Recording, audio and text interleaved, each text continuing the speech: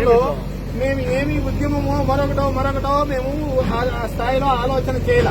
మేమంతా 1000 మందిని సమావేశమయ్యి ఏమి ఒక్క ప్రభుత్వాన్ని కించిత్త మాట మాట్లాడకుండా, ఒక్క డిపార్ట్మెంట్ ని వేలెత్తి చూపించకుండా, ఎందుకంటే 30 సంవత్సరాల ఇది జరిగింది అంటే ప్రభుత్వాలన్నీ సహకరించాయి. ఇప్పుడు కూల్చినటువంటి శిలాఫలకం డీసీ గోవిందరెడ్డి గారి పేరునుంది.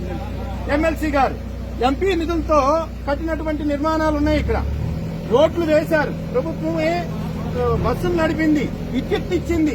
ఇంత చేసి ఈ రోజు ఈ విధంగా వ్యవహరించడం అనేటువంటిది మాకు అర్థం కానటువంటి విషయం. మేము కూడా ఎందుకంటే 1000 మంది సమావేశమై కూడా మనం ప్రభుత్వంని అభ్యర్థిద్దాం, కానీ ఎవరిని మనం వేలెత్తి చూపించకూడదు అనే మేము వెళ్ళాం. కానీ మేము మా ఆలోచన ఒకటి, ఇక్కడ జరుగుతున్నటువంటిది ఒకటి. మేము మరొక విధంగా ఆలోచన చేస్తే ప్రభుత్వానికి చెడ్డ పేరు వస్తుంది అని మేము ఆలోచన చేశాము. కనీసం ఆ ఇంగితము పెద్దలకి లేకుండా పోతుంది.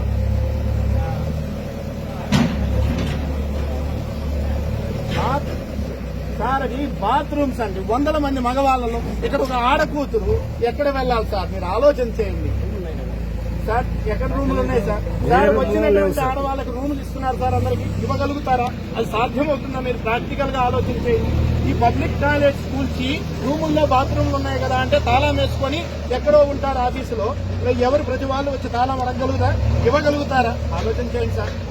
ఎందుకంటే సార్ మీలో చాలా మంది భక్తులు ఉన్నారు, మీ కుటుంబ సభ్యులు రావచ్చు, నా శిష్యులు రావచ్చు, ఇక్కడ ఉన్నటువంటి వాళ్ళు రావచ్చు, కుటుంబ సభ్యులు రావచ్చు. ఆడవాళ్ళు వస్తే ఎక్కడ వెళ్ళాలి ఆలోచన చేయండి సార్.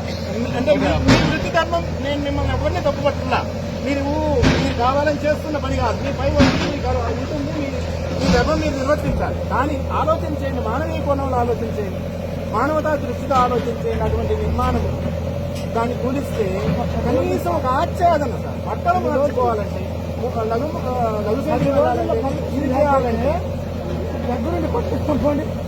మీతో పని లేదు. ఇన్ని రోజులు సమాపించారు కదండి, ఒక 10 రోజులు 15 రోజులు సమయం మేము దగ్గరుండి కొట్టిస్తాం. మీ అధికారంతో మాట్లాడండి. అన్ని మా చేతుల్లో ఉండవు, అన్ని మీ చేతుల్లో ఉండవు, కొన్ని మీ చేతుల్లో. 10 రోజులు మేము కొట్టిస్తాం. మా చేతకంతా కాషాయం తీసేసి మేము కొట్టించి మా చేతకంతా క్షమాపణ చెప్తే మేము కాషాయం తీసాం. 10 రోజులు ఆలోచన చేయండి.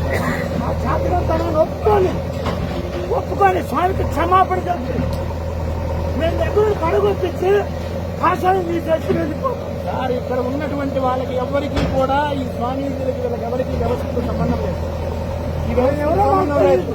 ఆయన మేము దర్శించుకోవడానికి కూడా దర్శించాలి. కానీ ఆ మహానుభావుని పేరుతో ఇంతటి మహత్కార్యం జరుగుతుంది అనేటువంటిది ఒకే ఒక ఉద్దేశంతో.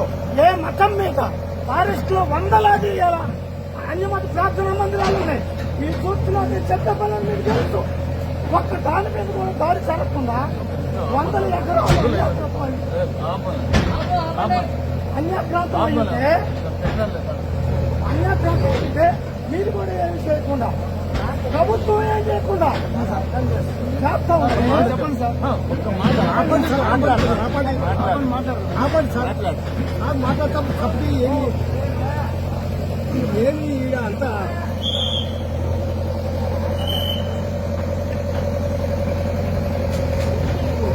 పబ్లిక్ తెలియకుండా కమిటీ అని ముసుగులో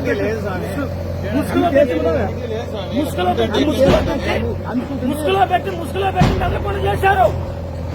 లేక నా కొడుకులు లాగి పెట్టాలతో ఢిల్లీలో దాంతో ఈ పార్టీల కోసం, ఈ ధర్మం కోసం ఎందుకు కష్టపడేది? హిందూ దేవాలయాల మీద దాడులు చేయమనా? ఈ ధర్మానికి అన్యాయం చేయమనా? పార్టీల నిమిత్తం కాదు కదా, దేవుడి నిమిత్తం. ఈ ప్రభుత్వాల కోసం ఎందుకు మేము కష్టపడేది? ఈ ధర్మానికి ఉపయోగపడతారని.